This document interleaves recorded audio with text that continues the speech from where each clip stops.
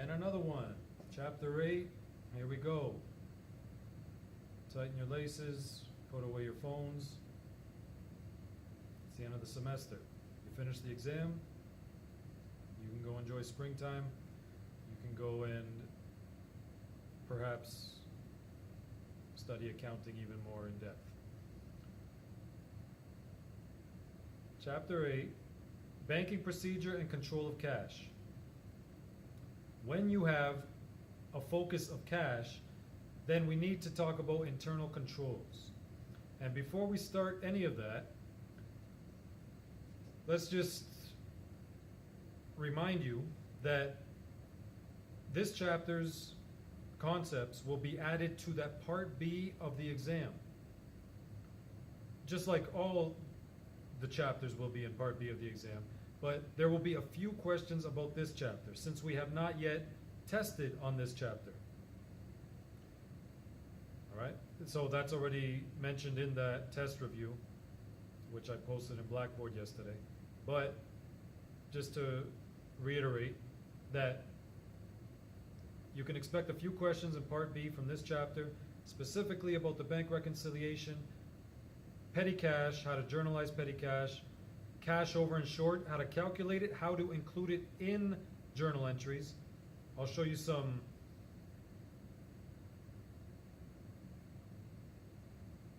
or a better way to approach how to find those out and be very clear and confident that you're doing it properly. Also about the bank reconciliation, I'll give you a way to approach that very confidently as well. But first, let's talk about that internal control. And again, we're talking about cash. Where is our cash coming from? Our bank account. Okay, remember our cash account in all of the discussions thus far? We talked about cash, but we never really specified where is that cash coming from. Well, we have a bank account just like you personally have a bank account. Our company has a bank account. That's where we draw the cash from to utilize it for whatever purpose. If we're paying employees, we take it from our bank account. If we're paying for investing further more equipment into our business, we're taking it from our bank account. If we're withdrawing for personal reasons, we're taking it from our bank account, right? So the company has a bank account associated with it, and therefore the bank account is essentially cash. And remember, we talked about in the special journals, chapter 6 and 7, that any payment of cash is made by check, right? And one internal control point about checks is that we have them pre-numbered, and therefore whenever they're written and endorsed, signed, that number will be recorded with the date and whatever the reason was for writing that check. So pre-numbering, and then also paid, stamping the checks paid would be another method of internal control. Okay? And since we're talking about endorsing, let's talk about the different ways to endorse a check. You have full endorsement, restrictive endorsement, blank endorsement. And endorsing is just another way to say signed. And what is the meaning of you signing it? You're passing over the right to whoever you now pass that check to either deposit or cash it. If it's a full endorsement meaning it is clearly written on the front of the check who it is meant to be going to. All right? Louise McIntosh at such and such address, postal code, city, province, is all stipulated on the front of the check, and now she will receive it and endorse it or sign it on the back and then go to her financial institution and let them process it. But they cannot process it, meaning deposit or cash it, unless she has endorsed it. Now, if you have a long-standing relationship with that financial institution or bank, then you might be able to just get away with not signing it. Maybe you forgot and they'll still process it because they know you.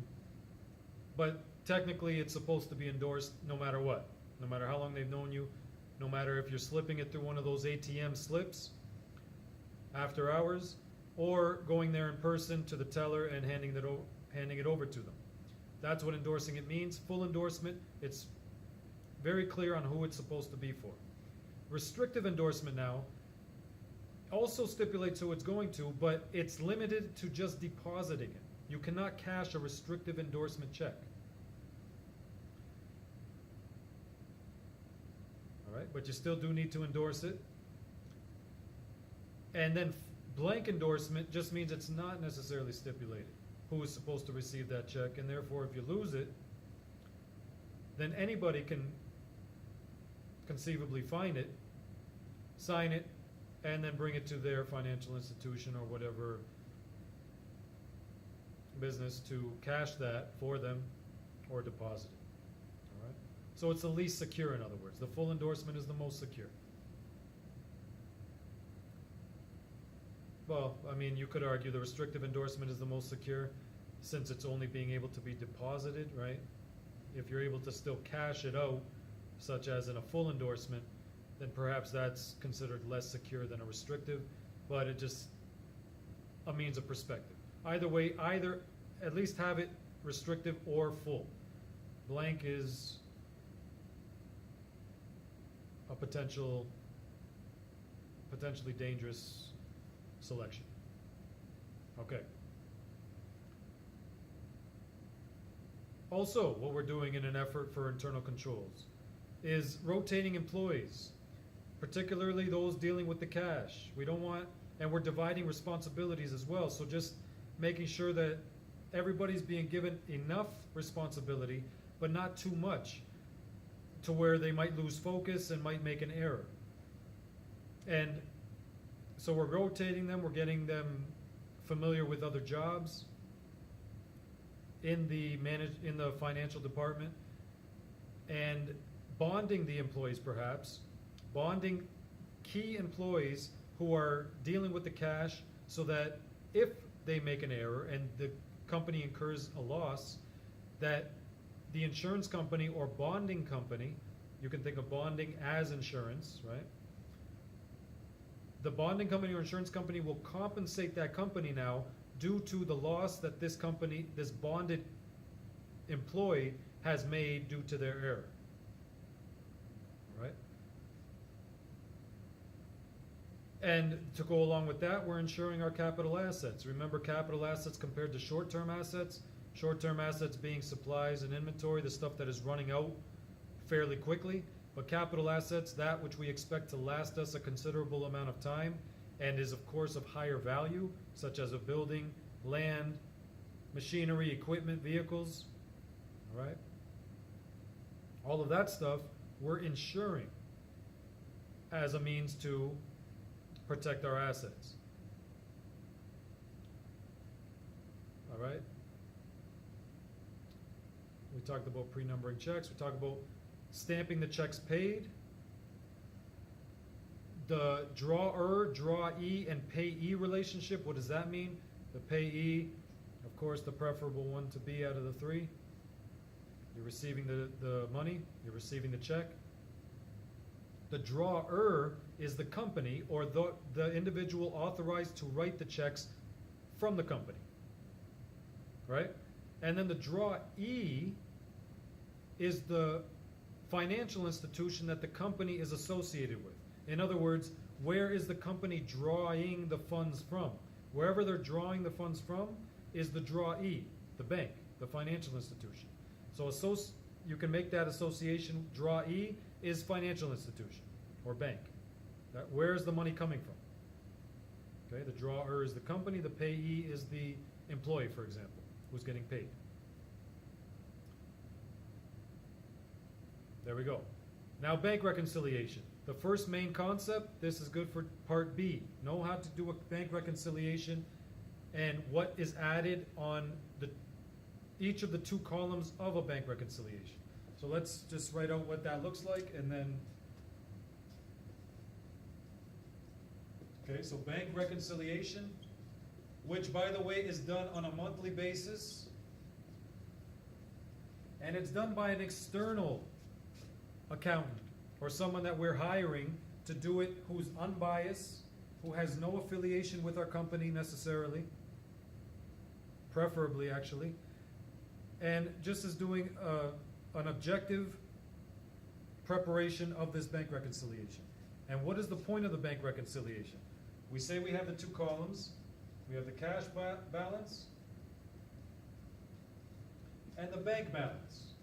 And the purpose of this bank reconciliation is to get these two columns to reconcile or equal. All right, similar to a trial balance. Why would they not equal? They might not equal because maybe a weekend has passed between 1 month or another, and either the company or the bank is not aware of what the other side is doing. Now, an important point to note though is that we as the company are doing both columns. We're doing the cash and the bank balance. You can think about it in your personal dealings. Yes, the bank is managing whatever's coming in and out of your bank account, but you are potentially also doing it yourself to make sure that the calculations are what they're supposed to be and not just leaving it or relying on the bank to do it. Okay, whether you're doing online banking or otherwise. So just like you might be doing it personally, we are doing it from the company perspective personally. And our cash balance is our bank balance, in essence. Because where is our cash coming from? Our bank account. But again, since those are two different businesses, the bank and our company, the communication might not be happening at the same time. And if it isn't, then one side might not be equal, or might not be the proper amount in order to equal the other side. All right? So again, these are essentially the same. The cash balance is the bank balance because where does the cash come from? Our bank account. Okay? This is just practical reasons that we're saying why it would need to be reconciled. It's just that the communication hasn't happened in sync, right? So, bank reconciliation at the end of the month, done by an external accountant or whoever we're putting in charge, whoever we're hiring for it. And now we have the two balances. And in an effort to reconcile this bank reconciliation, in an effort to get the balances to equal at the bottom, we have to add and deduct some certain things from the cash side and add and deduct certain things from the bank side. All right, so let's start to put the puzzle together a little bit clearer. What are we adding to the cash balance? And here's a strategy on how to know whether you add it to the cash balance or the bank balance. Yes, the cash balance is the bank balance because the cash is coming from the bank account.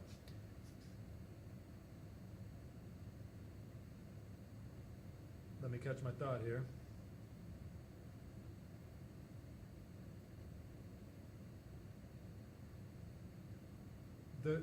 Since it is the same balance, or the same, we're talking about the same account, we're talking about cash in general here, but we have two locations. All right, there we go, we caught it. We have two locations, the bank and our company. You ask yourself first, where did this particular event happen? Did it first? Where did it happen first? At the bank or at our company? If it happens at our company first, in other words, we know about it first, we know about it before the bank, then that means you have to add it or subtract it from the bank side because we already know about it. You see, in other words, we recorded it in the cash ledger and now we need to record it in the bank side since our company is aware of it before the bank is. And then conversely, if the bank knows about something before we do, then we have to either add or subtract it from our company side. You see? So the key question is, who knows about it first? For example, what are we adding to the cash balance? Again, in an effort to reconcile both sides. Right now they're unequal. Actually, let's do some numbers. It'll give you a beginning balance of cash, a beginning balance for the bank. Let's say 40,000 in the cash balance, 30,000 in the bank balance. Right? So now, again, the time frame of our communication and our correspondence has not matched, and that's why we're doing the bank reconciliation, so that we can get these two numbers to equal at the bottom. And again, we're adding and subtracting from both sides certain things. Let's focus on the cash side first. Adding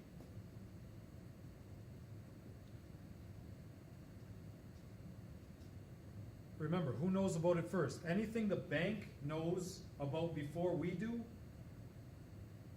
means the bank already has included it in its calculation. So that means we need to now add it to the bank side, or the company side. We need to add it to our cash ledger. For example, interest earned. On our accounts, we're earning interest with the bank. So obviously the bank knows about it before we do. Make sense? That means if the bank knows about it, it's already been added to our bank account, and now we just need to add it to our cash balance. So this 30,000 already includes that interest, in other words. We will add it, let's say it's 2,000. Interest earned. That's the first thing that you will add to this cash side. Add interest earned. And again, why are you adding it to the cash company side? Because the bank already knows about it. Okay? Another thing you might add to this company cash side is note collection. Note collection fee, we'll call it. Okay? Remember we talked about accounts receivable and notes receivable earlier in the course, and we talked about accounts payable and notes payable, and we say that the difference between accounts receivable and notes receivable and accounts payable and notes payable is that the notes have a note attached to them, which is extra assurance that you will pay off that debt. Instead of just having a regular accounts receivable, our customer pays with credit and there's no note attached to it, so now it's an accounts receivable. But if they pay with credit and have a promissory note that they will pay it off, then now it's a notes receivable. And if they now go to the bank to pay it off, they're paying off that debt to us through the bank, via the bank, not directly to us. That means the bank is going to charge us a collection fee for that. You see, why would that customer do that? Maybe they just feel it's more secure, they're more comfortable with it, whatever the reason is. If it goes through the bank will charge a fee for collecting that. Let's say it is $50. Okay? So they're charging us the fee. The note collection fee should be deducted actually. The note collection is what we are going to add, not the fee yet. I'll talk about the fee down here. The note collection we're adding, how much did they collect for us? How much did the customer pay us through the bank? We'll say 2,000 again, why not? Okay, so halt the fee part, but they've collected the note for us. So we have to now add it to our cash balance, because remember, when a receivable is collected, it converts into cash. From a receivable into cash. If the bank has already collected it, that means it's already part of this beginning balance. They know about it first. Remember that question? Who knows about it first? They've collected it, they know about it. We don't know about it yet, that's why we have to add it to our side. So there's the additions to the cash side. Interest earned and note collection. All right? Now the deducting part. What will you deduct in an effort to reconcile this bank reconciliation? Well, think about anything that the bank does, any business that the bank does. If you have an account, there might be a service fee associated with that account, paid monthly in many cases. Whatever that service fee is,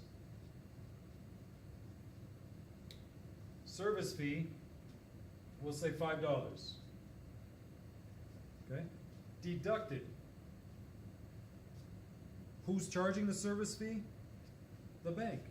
So the bank must know about it before we do. That means they have already deducted that $5. Now we have to go and do the same thing on this side. And that's another point. Whatever you do to one side, you do to the other side. If it has already been added to the bank side, then add it to the company side, the cash side. Company cash. Same thing. If it's already been deducted from the bank side, then go and deduct it from the cash side. Just copy. And it's going to be the same idea when we do the opposite direction. If it's already been added to the company side, add it to the bank side. If it's been deducted from the company side, deduct it from the bank side. Good. So that's the first thing we are deducting from our cash ledger. Another thing, maybe NSF. NSF check.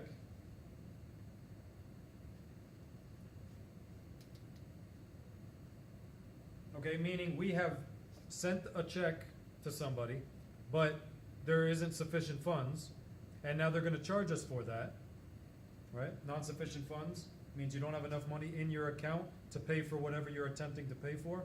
And the bank, of course, is charging the NSF fee, not the company. That means the bank has already deducted it from our balance. Now we need to deduct it from the cash side, right? Bringing it together. What's the NSF charge these days? Guess it depends. We'll say $20. All right.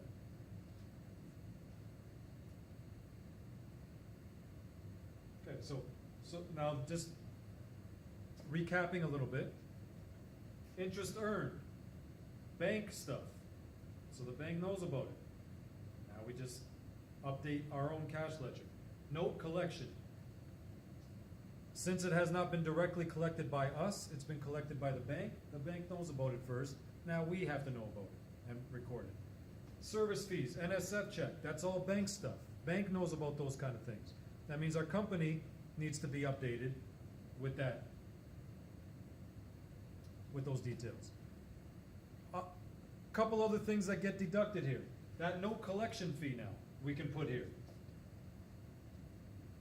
Note, COLL period, fee. So how much are they charging us to collect that $2,000? $10.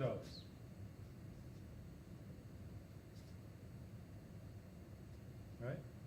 They're giving us the collection, but they're charging us for doing it.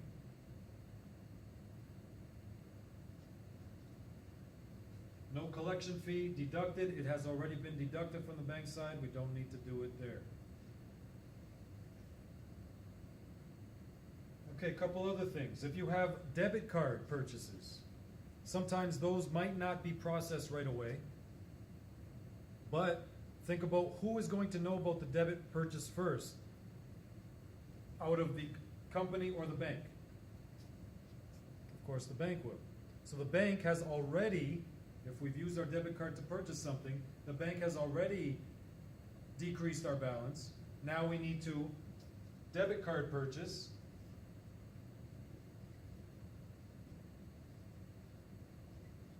Debit card purchase, let's say another $20. Okay? And then it's very logical, you already know where it happens first, if it happens on the bank side, but then just think about, well, would this be increasing my cash account or decreasing it? If you're using your debit card to purchase something, it must be decreasing it, right? Debit card purchase, and then something you'll find sometimes in questions or in practical dealings is a check printing charge. Where are we getting the checks? From the bank. They're charging us for it, potentially. Check printing charge.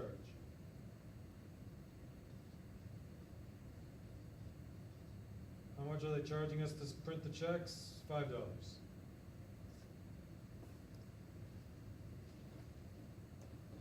Right? So that's all business workings of a bank, and we have now just put it onto our cash balance for our company.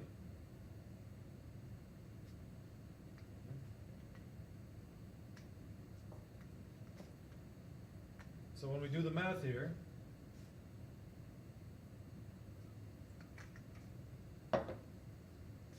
we started with 40,000 on the cash side. We add 2,000 interest earned, the 2,000 we've accumulated of interest connected to our account. That's 42,000. Then they collected a note for us, another 2,000. So now we're up to 44, right? We're adding these two. Add. Now that's 44,000. Now we deduct all of these things that the bank has charged us and has already deducted from their balance. 44,000 minus 5, 43,995, minus 20, 43,975, minus no collection fee, 43,965, debit card purchase, 43,945, and check printing charge, 43,940. I lost that last. 40, 25, 35, 55, 60, yeah. So 43,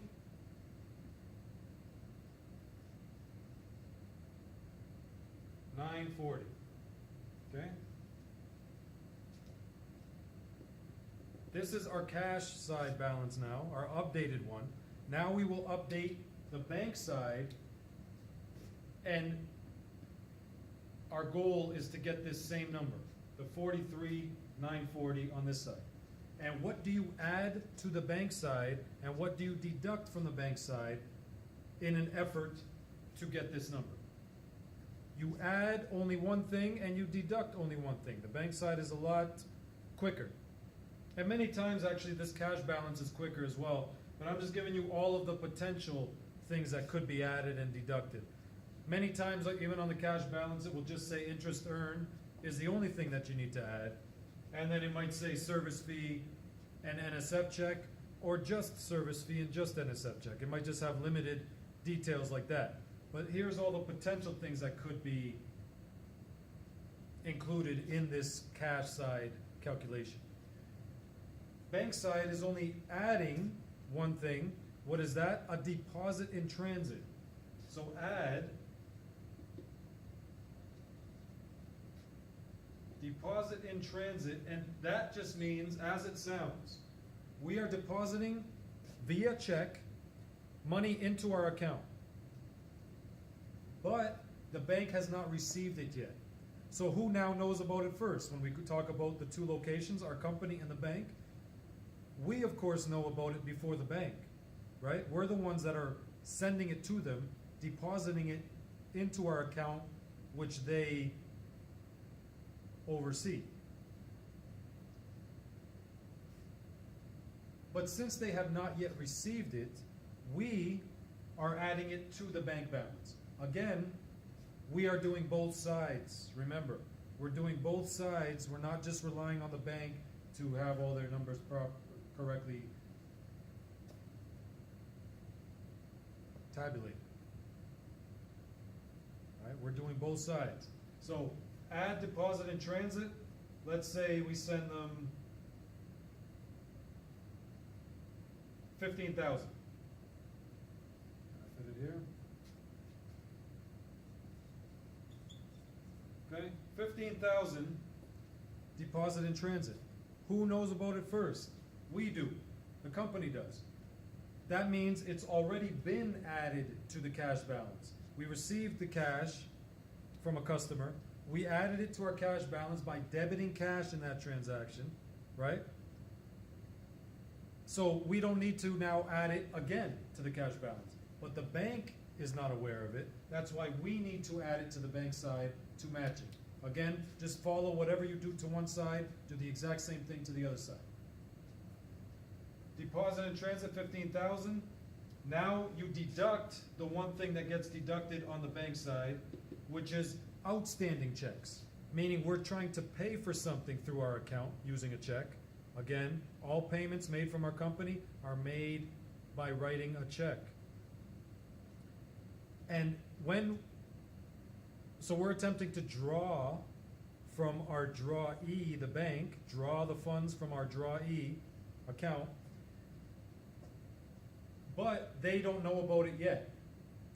So since they don't know about it yet, we will update it for the time being until they do find out, calling it outstanding check. Okay, this might have a check number associated with it. If the question provides it, you can write that in, right? Check numbers, outstanding check number. And now for 11,060.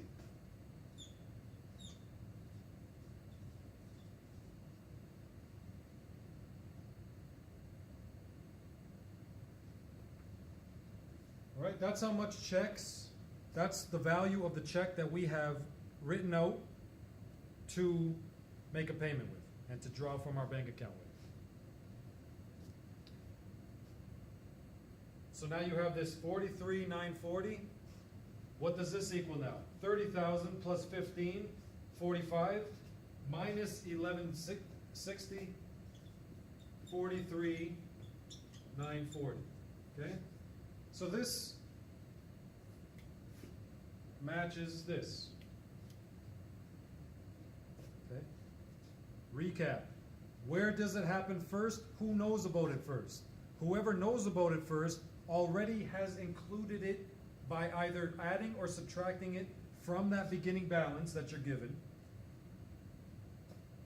And therefore, you just need to do it to the other side. Follow it, add it, or follow it and subtract it. Who knows about it first is the key way that you will know how to put the appropriate amount on the appropriate side. Bank reconciliation, there you go. Put out the ads right now on the internet. Kijiji, you can now do bank reconciliations for companies. They can hire you. Remember, they're looking for external people anyway. They don't want their own internal people doing it. There could be bias. There could be whatever reason that it might not be accurate. They want to limit those chances and therefore get an external individual, and perhaps you can now offer this service. Who knows? They might hire you to do it. Use this as the template. You'll know what to add and deduct on each side. And as long as you get their numbers to balance, each month, by the way, so once a month, then you're in business. Okay. We'll talk about the cut later, right? We'll talk about the percentage. Okay, so just looking at my notes, making sure. Okay, so let's get into now the next concepts. Petty cash. Petty cash, which has what's called a auxiliary petty cash record. Petty cash has an auxiliary petty cash record. So let's rewind a little bit. Petty cash is just a humble amount of cash that's usually just put in a drawer in this desk here, and it's, let's say, $100, $200, $150, something around that. That is literally cash, though. So remember, we say that all payments from a company are made by check, and there's no physical cash ever being passed over. The one exception is the petty cash account, where there will be physical cash in a drawer that is managed by what's called a custodian. Custodian is the position who is in charge of this petty cash. We can call it the petty cash account. We can call it the petty cash drawer. It's the same thing, right? And now petty cash will be added to our chart of accounts. And remember when we listed the assets in the trial balance, and we list them according to liquidity. And even in the balance sheet, when you list the assets, they're according to liquidity. How quickly can we convert them into cash, which obviously makes cash the most liquid asset, and that's why it's always listed first. But now we have petty cash, which is even more liquid than regular cash. Of course, the essence of both of them is still cash, but petty cash is physical cash in a drawer, whereas cash is referring to the bank account where, yes, we can easily get cash from, but the petty cash is even more quickly gotten in this drawer managed by our custodian. And this custodian will record vouchers for each time that we use this physical cash in that box, in that drawer. And why would we use that physical cash in the drawer? For just quick payments that are related to the business, delivery payments, stamp posting charges. You're running out to get the boss an ice cream or something. Any quick payment that you're gonna need to make as you go through the business without writing a formal check and without drawing from your bank account, you can just quickly go into that petty cash drawer, pull out the cash, hand it over to whoever needs it, and it won't be a check that's written out, but a voucher now will be prepared for it, which will include all of the details describing the reason that you have drawn from this drawer, taken from this drawer and made that payment. And an auxiliary petty cash record is what will record all of the voucher information. And you can just think of a voucher as another style of a receipt. We talked about sales receipts, purchase receipts, sales invoices, purchase invoices, and that's what this voucher really is. It's similar to a check as well, where it will have a voucher number, because we're going to sequentially have those tracked as well, and it will have the reason that we are taking the cash out. So here comes the courier, Purelator. Purelator comes along, they're delivering something for us, and we pay them on right away. We'll write the reason, delivery charges. We'll write the account that's going to be debited. The account that's going to be debited, which will be an expense usually. Postage expense, delivery expense, okay? Ice cream expense, that's important sometimes. All right, so you're going to specify why you took the cash out of that petty cash drawer. Who's going to do it? Custodian, good. The custodian is going to do it because that's the person authorized to manage this petty cash box. So they write that voucher for the reason, debiting the account, usually an expense, that's going to be charged. Then back to the signatures, the importance of the signatures. That custodian is going to sign it because they're approving that payment, that small payment. And then also the individual who we are paying is going to sign it. So there's 2 signatures on each voucher. And then date, of course, is also included. And that way, we can now record all of the details that we just listed from that voucher in the auxiliary petty cash record. And that's all the auxiliary petty cash record is a listing of all the details of each voucher.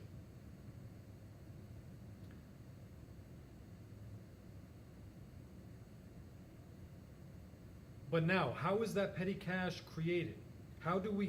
Where does the petty cash get its funding from? From the cash account. And that's why when we establish a petty cash account, we will journalize how to establish it. So, question might ask you, journalize the establishing of of the petty cash account. And we say that petty cash is even more liquid than cash, and now is going to be our new first account listed in the trial balance and in the asset section of the balance sheet. So if it's listed in the asset section of the balance sheet, it is a natural debit. So how to establish the petty cash fund? Debit petty cash, which is our new account now. This is a new account for, again, it's a humble amount. Let's call it 150. 150 in the petty cash account. If you do that in the T account, you have petty cash up here. On the left side, which is the debit column, it's a natural debit. You put that 150 in the left side. Petty cash 150. Where did that 150 come from? Cash. And if it comes from cash, cash has decreased as a result, and therefore needs to be credited now. Cash credited for the same 150. Reason, establish PC, petty cash, balance or account, doesn't matter. Okay, establish is the operative word here, the important word here. You've set up that petty cash account. Okay, and that, again, means literal physical cash in the petty cash box, in the drawer, that's easily being able to be reached for. We'll have a key. It will be only in the discretion of that custodian that we've employed to manage it. That's it. How do you establish a petty cash fund? Like this. Simple as. Now you're going to make small purchases, small expenditures. And by the way, another one could be supplies. Maybe you just need a new pack of markers. So you're making that $5, $6 purchase for supplies. So the account that's going to be charged on the voucher will be supplies expense in that case. $4, $5, $6, whatever it is. So quick, minimal amount purchases are what the petty cash is used for. So now that we're making all of these purchases with it, vouchers are being written for each of those reasons, detailing all of the points about that transaction. We're going to now have to record the replenishing of the petty cash. If it's being used, this 150 is going to diminish. If we're paying $5 for supplies, $10 for delivery, postage, $5, and then that adds up over the course of a month. You might have to replenish it every month. Maybe you'll have to replenish it sooner, but you make that determination as you go along. So let's just start off with replenishing it back to its 150. Let's say now we've made multiple expenses. We will now do a replenishing entry. This is the establishing entry. Now we will do the replenishing entry, so let's separate these like that, which will first debit all of these expenses that we've done. All of these reasons that we've used these amounts, these humble amounts in our petty cash drawer. Postage expense. Okay, you can say miscellaneous expense. Ice cream expense.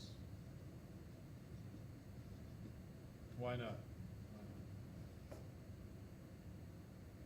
The boss authorized it, by the way. That's why the custodian went ahead and did it. Okay, the ice cream I'm talking about.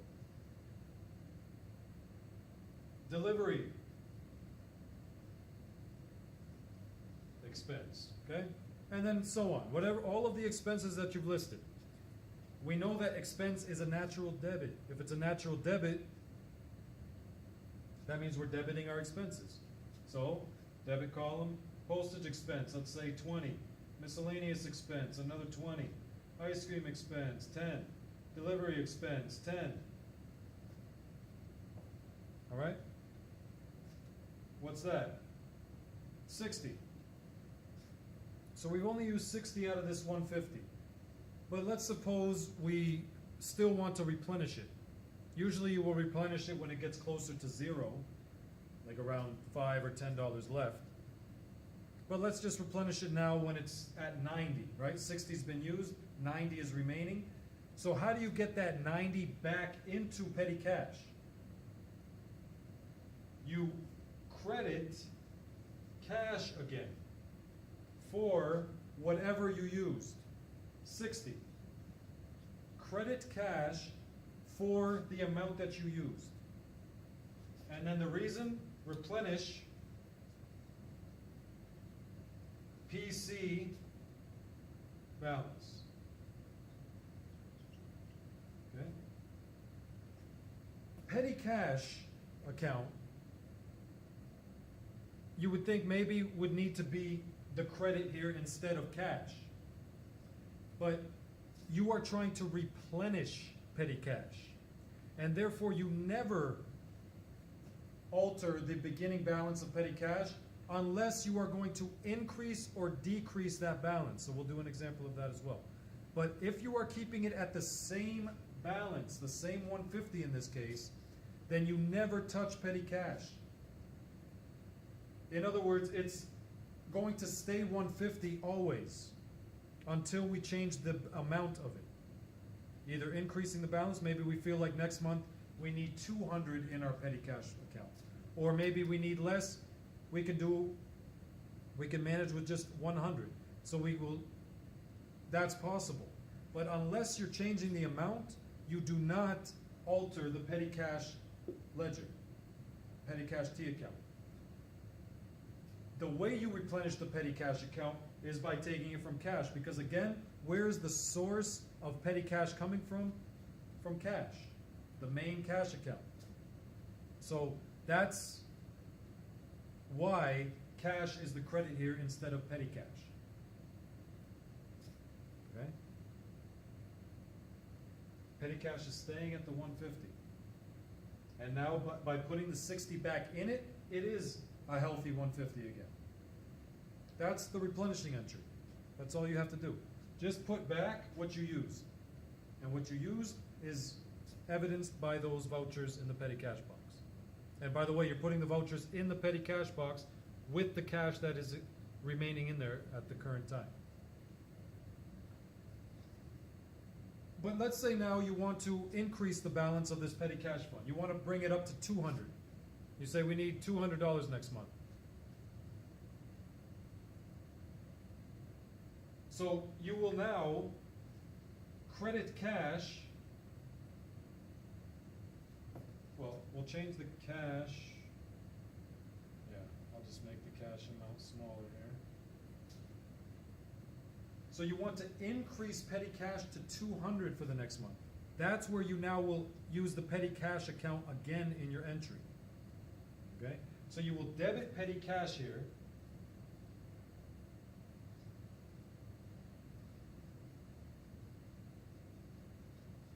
Debit petty cash for the amount that you want to increase it by. How much do we want to increase it by? 50. We want to bring it to 200. We know it already has 150 in it. So 50 will be the debit. And now you will credit cash for everything you've used plus what you are increasing the account by.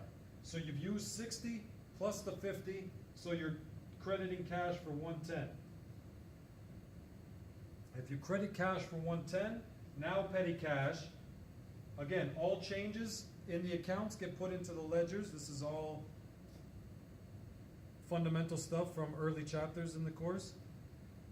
What do we do to petty cash here? Let's say this is April 1st. What do we do to petty cash on April 1st? Debit it for 150. So A1, April 1st, 150. Now comes April 30th when we're replenishing it. This is the replenishing entry. What do we do to petty cash in the replenishing entry? Debit it for 50. So, on April 30th, so what is the final balance? 200. That was our goal. Okay? So the only time you journalize petty cash, the only time you use the petty cash account in your entries is when you are establishing it and when you are increasing the balance of it or decreasing the balance of it. But to replenish it to the same amount, you do not journalize the petty cash account. I hope that's clear. How do we bring down the petty cash account? Let's say instead of increasing it to 200, we want to decrease it to 100. Okay?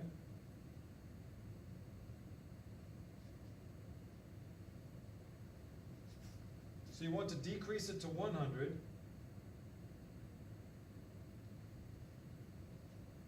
Here's April 30th.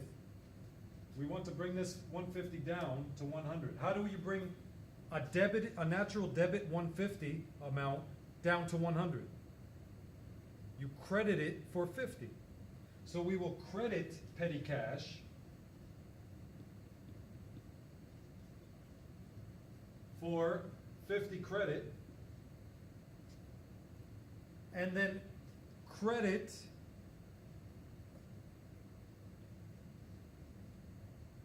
cash for how much? 10. Why not the 60? Because we only need to hit 100 now. We don't need to hit 150. Okay? When you go back to the ledger, what did you do to petty cash on April 1st? Debit it for 150, left side. What did you do to petty cash on April 30th? Credit it for 50. So that means on the right side, April 30th, now its new balance is 150 minus 50, 100. That's our goal. 150 was too much. We can do just fine with 100. Got that? So be clear on what you're doing to petty cash. Well, be clear on if you are increasing or decreasing the balance of petty cash. And if you are doing either of them, you include that in the replenishing entry. But if the balance is staying the same, then you only use the petty cash account in your journalizing when establishing. I'm going to repeat that. I'm doing that on purpose. I'm repeating it on purpose because these are slight points. I know some of you might have it, but this is going to be helpful for those who don't. Petty cash is only used in the journal entry to establish the account unless you are increasing or decreasing the balance, and in that case, you include it in the replenishing entry as well. But if it is not being increased or decreased, then you only replenish it, or then you only record it in the establishing entry. Okay? These are important points here. Be clear on that. Be clear on that, rewind that if needed. But that's all you need to do for petty cash. Well, actually, we'll talk about the cash over and short now. There's a cash over and short account that will first relate to the petty cash discussion, and then a little bit later we'll relate it to the sales discussion. So right now, that cash over and short account is a new account that we will be using. And this is going to be related to our vouchers and how much we should still have left in the box after tabulating our vouchers. So I will give you a method to tackle this, to be very clear on if it's an over or a short, and how to include it in the journal entry. So we have our custodian. They, after the month, or they feel like that petty cash account is getting low, they will look to the box. Again, the box contains all of the vouchers that we've written, or that the custodian's written, plus all of the remaining cash, the physical cash that's in there. He or she will reach for that box, open it up, pull out the vouchers, add them all up. In this case, we say we have $60 of vouchers. So here is a method on how to really be clear on if it's over or short. I offer you this method. It'll be a 3-step method. First step, we add up all the vouchers. Simple as that. Take out all the vouchers. Don't touch the cash. Don't even look at the cash. That's still in the box. Look at the vouchers. Add them all up. Okay, step 1 complete. You've added them up. They total 60. Now, second step. Ask yourself, how much should I have left in the box after I'm clear on this voucher total? You're clear at 60. Now, 60 is in the is the total of all the vouchers. How much should I find when I look in the box of physical cash? I should find 90, right? We have 150 originally on April 1st. Within the month, we've used 60 of it, so we should, in step 2, find 90. That's a question to ask yourself when you're doing these questions. I should find 90. But now you look in the box and you find 89. So you should have found 90, but you find 89. Is that over or short? Short. You should have found 90, but you found 89. So you're short $1. That means you have to include that cash over and short in your replenishing entry. If it is short, it will be an expense.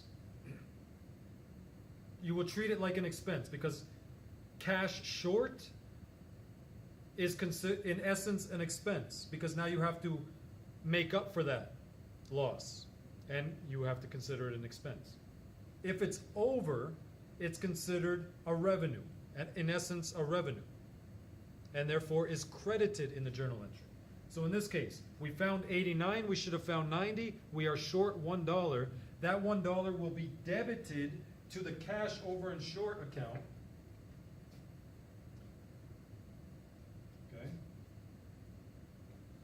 Debited to cash over and short. Well, actually, yeah. Cash over. And by the way, when you journalize the cash short or the cash over, you are calling it cash over and short every time. Cash over and short, those words stay together, regardless of which one it is. So in this case, it's a cash short, but we're still calling it cash over and short. And because it's a short, we are debiting it because a short is in essence an expense. So debit it for $1. The $1 you are short by. If we only found 88, then you debit it for $2 because you're short by $2. If you find 85, debit it for, all right. Look at this. It's flowing along. So now, since you debited the cash over and short for $1, you have a total of 61 on the debit side. The 60 that you've used, plus you have to count this $1 that you're short by an expense. So 61 is what cash is going to have to be credited by now, because we're going to have to take an extra $1 out of our account to make up for the $1 that we lost. And that's why cash gets credited for the 60 we've used plus the $1 that we've lost. 61 being the exact number. 61 because we only found $89 in our box instead of 90. Now let's do the opposite. We'll do that method on how we tackle if it's a cash over and short. We say, we add up our vouchers, step 1, $60. We say, how much should we find? Step 2, $90 from the original 150. We look in the box, step 3, and we find 91. We have an extra $1 now. So we should have found 90, but we found 91. Are we over or short? Over. You see, now it's very obvious. What you should have found and what you did find. That's what it comes down to. And now you know